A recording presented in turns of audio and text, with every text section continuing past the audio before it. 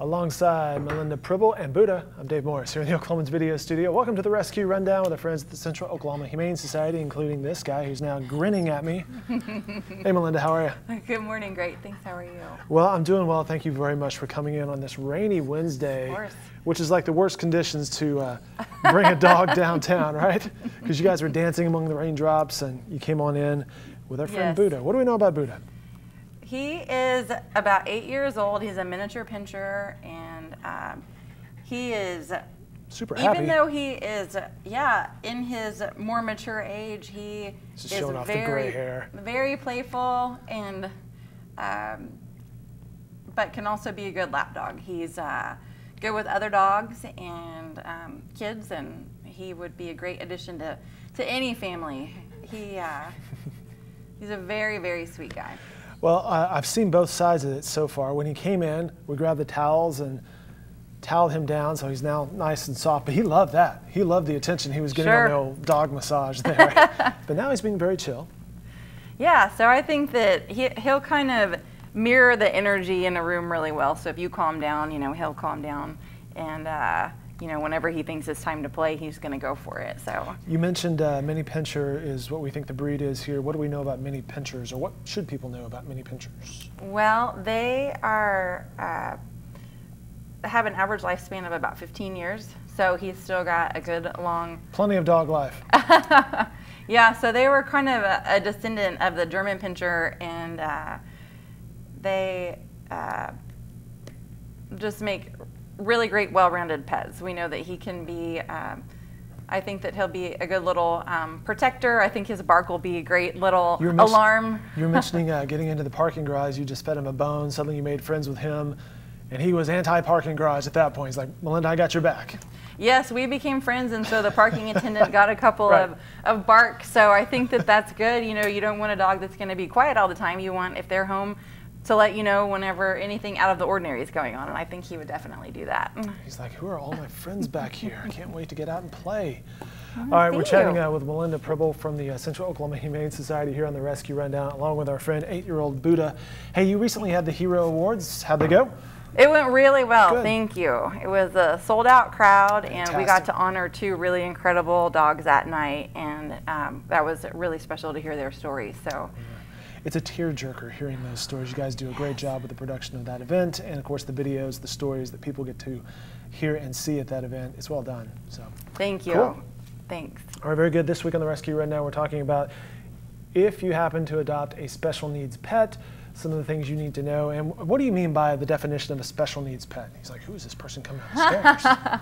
Well, whenever we talk about that, it's almost just anything that out of the ordinary that's not your perfectly adoptable dog or cat that's going to just fit right in without any concern. So some pets can have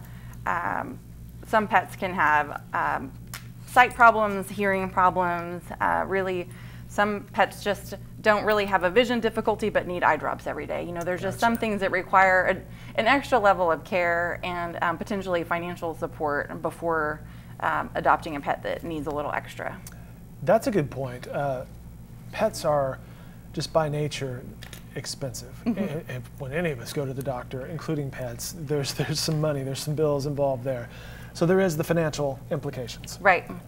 Yeah, so that's something that you want to keep in mind. And if you're looking at a pet, and some people really have a heart for those that are kind of considered quote unquote less adoptable. My mom is one of those people that if it if it has any kind of a need, then she really wants to help them. So there are people out there like that really love to seek out dogs that may need that extra level of care. And it's good to know that there are resources available that help you deal with all these things really easily. So there are dogs that may have hearing loss, either complete or partial, but those dogs that are considered deaf can go and live great lives and really not even really know you couldn't really tell the difference once they integrate into your family. Same with blind dogs. They can just live a totally normal life, and just need somebody that's going to be a little bit patient with them. Don't move the furniture on them too often. No. But no. You're right, there are resources, people who have been through this before, the educational, informational resources. There's also probably some financial resources as well to help out with some things. But it's important to know what you're getting into if you go down this route of a special needs animal. You mentioned the time constraints. I've mentioned on this before, my cat has become diabetic, so twice a day she's getting an insulin shot. There is that consistent dedication of, okay, this cat requires attention. Yes, yeah, that's another good point. So just the medical care that, you may adopt an animal that at the time they're perfectly fine, and then they just develop these health issues, and so there are things that you'll just do at any cost, right? You love your cat, so you just you just kind of go with it. And but how has that been for you? It was an adjustment for me, but honestly, it hasn't been bad at all.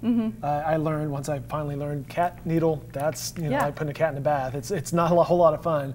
She's adjusted, I've adjusted, and it's part of the routine. It's life. Yeah, so that routine is really important once you get into that. With any dog that requires that extra level of care, you get used to it, they get used to it, and you just work it into your day, and turns out to be no trouble, and always worth the love that you get from them. It's true, because you never want to see anybody suffer. You mentioned that your mom was, the bleeding heart towards the animals.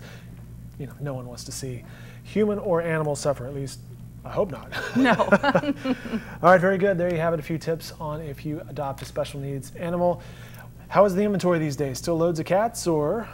We are coming out of kitten season, luckily. So we are, you'll see kind of a adoption center that's not busting out the seams in that way. But right now, we really are in need of fosters. We are updating the floors in our foster facility. So that means that our foster homes are now really important, so we're not able to pull dogs from the shelter unless we have a commitment. So that's something, so things are a little bit slower than we would like until that's done. But we rely on our fosters so heavily. It's just they're helping us out so much right now. Well, that'll be a good upgrade to the facility as well. Yes. You can find more information at okhumane.org, including a list of our little furry friends who are available for adoption. Melinda, always good to catch up. Thank you for, again, taking the time in the adverse weather conditions. Congrats on the Hero Awards in Buda. Thank you. Great to meet you, my friend.